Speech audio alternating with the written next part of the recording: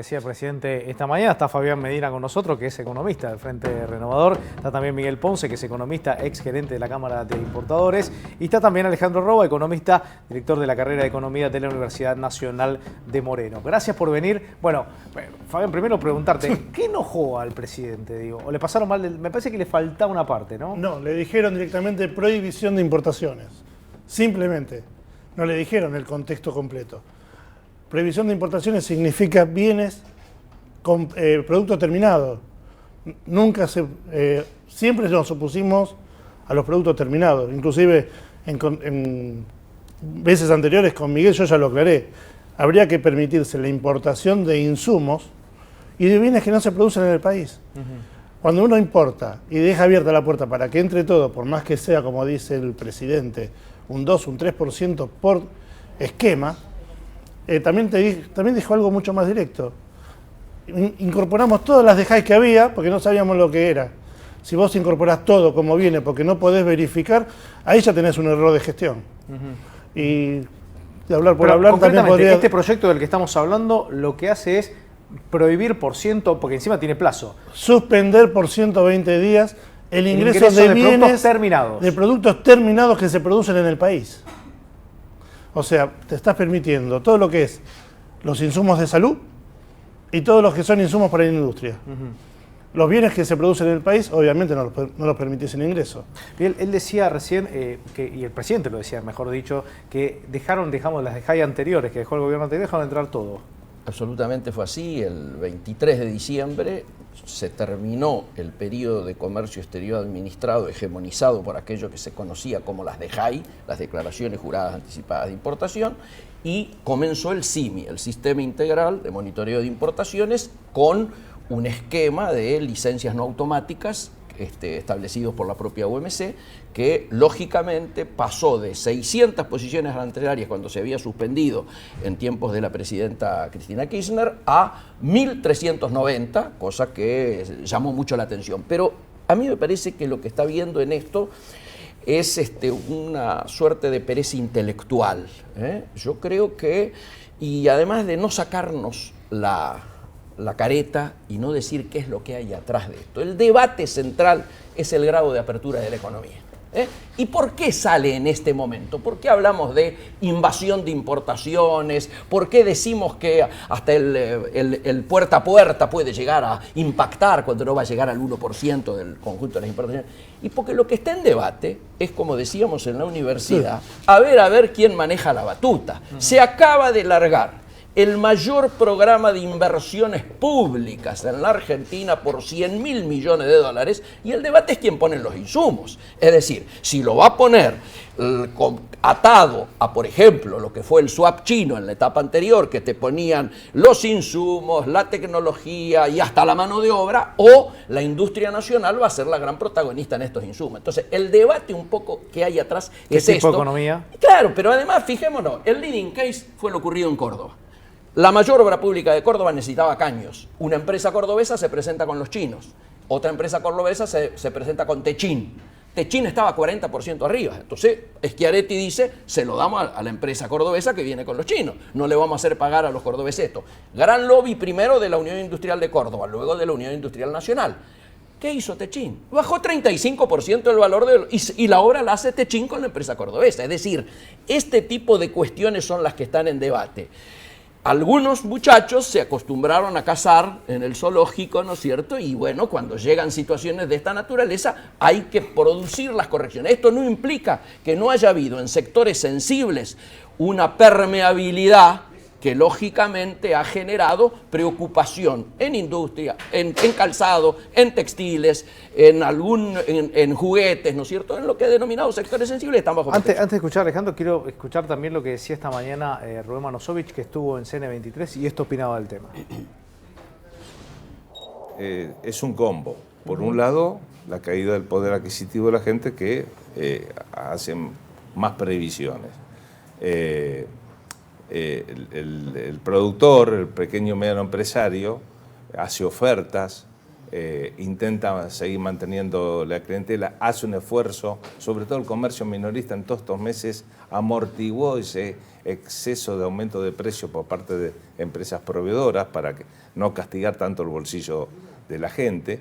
De cualquier manera, este proceso, este tránsito de cambio hace que, bueno, la asistencia financiera es casi mínima para la actividad productiva. Hasta fin de agosto estamos en 7.000 comercios a 8.000 aproximadamente. Aumentó. Sí, y en eso también hay pequeñas industrias. En realidad hay suspensiones, no hay cierres definitivos. Por otra parte, no hay que confundir lo que significa comercios que están buscando otro rubro. Esto es natural. El cambio, dice usted. Hay un cambio, es decir, se está buscando otro tipo de rubro. Entonces, por lo general, hay un sector que efectivamente, momentáneamente tiene negocio cerrado buscando otro rubro. Nos parece que debería tener una actitud más enérgica la Comisión Nacional de Defensa de la Competencia con estas empresas que, si no justifican la elevación de los precios, tendrían que volver hacia atrás, entendemos nosotros, entre un 15 y un 20%. Habría que analizar más los precios totales de la economía, porque la devaluación, que fue importante en los primeros días de diciembre, tuvo aumentos preventivos durante el mes de noviembre, un mes antes. Bueno, ahí un poco, Manusuri lo apuntaba desde el lado del comercio, ¿no? De cómo esto está impactando en la economía interna. Digo, pero claro, se abre en otra vertiente. Pues si abrimos la economía, y un poco es lo que decía Miguel recién, es ¿qué hacemos? ¿No? ¿Qué vamos a hacer? ¿Apuntamos a la apuesta o apuntamos al comercio de vender cosas extranjeras? Mira, lo que decía recién Manusovich y también se discutía acá en la mesa, a las pymes argentinas le ha llegado, como ¿se acuerdan Martín Cardagian que decía la doble Nelson? Bueno, ahora hay la triple Nelson. La triple Nelson del gobierno, ¿cuál es? Tarifazo, caída de la demanda interna y apertura de las importaciones. Ahora, las importaciones, la verdad que no son malas en sí mismas. El tema es qué importás. Es como el colesterol. Tenés el bueno y el malo. Hay una importación buena, que es el aumento de los combustibles, cuando creces, el aumento de los bienes de capital. Bueno, ese tipo de importación en la Argentina está cayendo el 27%. Si bien toda la importación es el 8% de caída, lo que sería la importación buena, que es las de inversiones, están cayendo el 27%. Por eso todavía no aparece ni el Plan Belgrano, ni las inversiones en infraestructura, que están cayendo al 10%. Y lo que sí está aumentando es el colesterol malo, o sea, las importaciones malas, las de bienes de consumo. Importaciones de calzado, de indumentaria, de textiles. Entonces, en ese sentido, yo creo que un freno de la importación por 120 días, la verdad que no va a servir absolutamente de nada. ¿Por qué? Bueno, justamente porque esto es estructural. La apertura de la economía de bienes de consumo, que no venían hasta este momento de la magnitud que están viniendo ahora, es parte del proceso económico, del régimen económico, como dice Pratgay, que está cambiando, en el cual una forma de bajar la inflación en la Argentina es justamente abrir la economía. Ahora, en ese interín de abrir la economía y bajar los precios, tipo la paz de los cementerios, lo que van a caer son esas pymes industriales. Nadie va a estar en desacuerdo en que se importen bienes de capital, insumos, pero sí, si vos matás a las pymes industriales con la importación, digamos, no te vas a tener más empleo, y no solamente va a haber desempleo en el sector público, sino lo que está pasando ahora, que está cayendo el empleo muchísimo en el sector privado, culpa de esta triple Nelson de tarifazo, apertura de la economía y también de la caída de la demanda interna. Porque hoy, por ejemplo, escuché que hay una empresa en la Argentina que se dedicaba a ensamblar productos para terminar computadoras, por ejemplo, y lo va a dejar de hacer, ¿no? Entonces, que van a traer directamente las computadoras hechas, ya armadas, digamos, para ponerlas en el mercado, y que la gente que se dedicaba a ensamblar eso se va a dedicar a hacer lavarropas ahora.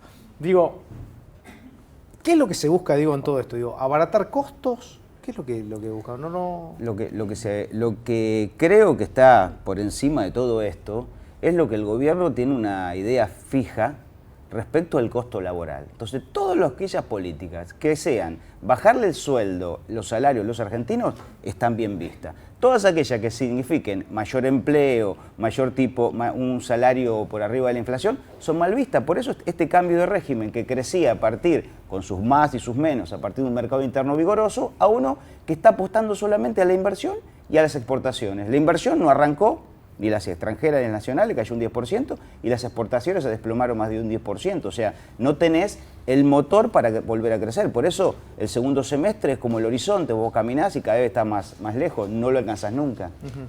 A mí me parece importante colocar esto en contexto para precisamente cuantificar el grado de apertura. Siempre se acostumbra a mirar cuánto representa del PBI las importaciones. Y en este caso, en Argentina, hoy representan el 11% del PBI. Es el país en Latinoamérica que menos representa del PBI las importaciones. Por lo tanto, digo, hablar de que estamos con la economía abierta es, por lo menos es una situación Pero dificultosa. ¿Ves que el gobierno va a eso? No, yo no digo que vaya, yo estoy diciendo esto. Lo que ha cambiado es, vos fíjate, al comienzo, hacia el año pasado, el 85% de lo que ingresaba a la Argentina estaba destinado a la producción de la industria, el campo y la infraestructura. En este momento es el 87%, o sea, los productos de consumo son el 13%. Entonces, me parece importante visualizar esto. Lo que sí, yo coincido con él, es que todavía llevamos 8 meses de demorada de poner en marcha la agenda de la competitividad. Las pymes están esperando que, pese a que se han tomado medidas en el Parlamento, ¿no es cierto?, que han aliviado en algo la situación, en la medida en que el mercado interno siga como está, que Brasil no reacciona como queremos que reaccione, aparentemente ya habría tocado fondo y empezaría a rebotar, la situación para las pymes es muy dificultosa. Por eso es que es imprescindible que se analice sector por sector, caso por caso. No es lo mismo lo que le pasa a las pymes productoras de limones en Tucumán que a las lecheras, ¿no es cierto?, en Santa Fe, Córdoba, o a las fruteras en el Alto Valle. Hay que hacer una visualización de que cada sector, cada economía regional, cada sector de pyme tiene una problemática particular y hacia eso es que debiera apuntalar la agenda de la competitividad. Una aclaración a lo que dice Miguel. Que las importaciones sean el 11% del producto, que pareciera una economía cerrada, cuando uno lo empieza a desagregar por sector, no es lo mismo. Por ejemplo, la importación de 1 tonelada de batatas, 44 toneladas de mandarina, pasas de uva, dulce de leche, manteca, carne aviar, 3.700. O sea, con un poco, digamos, con algo que en lo macro es muy grande, como sería el 11% de las importaciones, con 3.000 toneladas de importación de carne aviar, destruyes a la industria avícola. Por eso dije Entonces, caso por caso. hay que ver caso por caso, claro. Pero lo que a mí me asusta del gobierno es que cuando habla de competitividad, de lo único que habla es de bajar el salario. Bajar la competitividad a partir de la caída del salario real de los argentinos. Bien, Para cerrar. volvemos a decir lo mismo de siempre. Los bienes que tienen que entrar tienen que ser insumos. Esos son bienes que se producen en el país, inclusive hasta las materias del sector primario. Eso no tiene que entrar. Nosotros lo que estamos proponiendo es la suspensión de todo lo que se produce en el país. Claro, exactamente. Todo lo que son productos terminados. Productos terminados o commodities que se generan en el país. Si yo no, a ver, tenemos una economía que en el 80% de los casos las pymes generan el trabajo. No podés matar a las pymes. Cuando matás a las pymes, matás a la gallina los huevos de oro. Entonces, suscribiendo con esto, igual me preocupa la señal. Nosotros estamos en la búsqueda de inversiones para intentar que a partir de estas inversiones se genere empleo. La señal de que mañana en todos los títulos del mundo aparezca Argentina cierra las importaciones no es buena. La OMC tampoco lo va a mirar bien y esto no está en los marcos de, me parece, hacia dónde tenemos que tender. Creo que se retrocede en el debate 10 años por lo menos. Gracias por haber venido los tres. Primero me gustaría que nos escuchen las pymes argentinas y los trabajadores, antes que la OMC, que lo único que hace yo es permanentemente hablo de las pymes. es darle empleo y trabajo a los países centrales. Para eso están los organismos internacionales. Por eso el hablamos de proyecto de los suspensión. Cuando hablamos de los insumos, que las hablamos pymes de sigan las pymes. produciendo. Por supuesto. El eje son las pymes. Gracias a los tres por haber venido. Pasamos Gracias. ahora a la información del día en los títulos.